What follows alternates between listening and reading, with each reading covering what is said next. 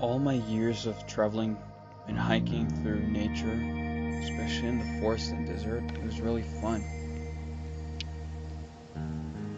When it comes to setting the boundaries between me, my friends, and nature, I just gotta do it. Another important thing is I must keep the boundary set and perfect. But when it comes to that, you just don't know it yet. But hey, that's what life is all about.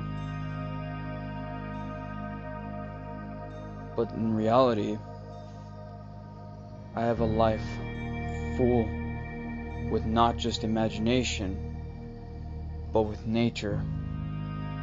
If I'm walking in a forest or in a desert, and friendship too. Those are the important life of nature and friendship, which helps me become more of a better person, and I thank the people I enjoy loving.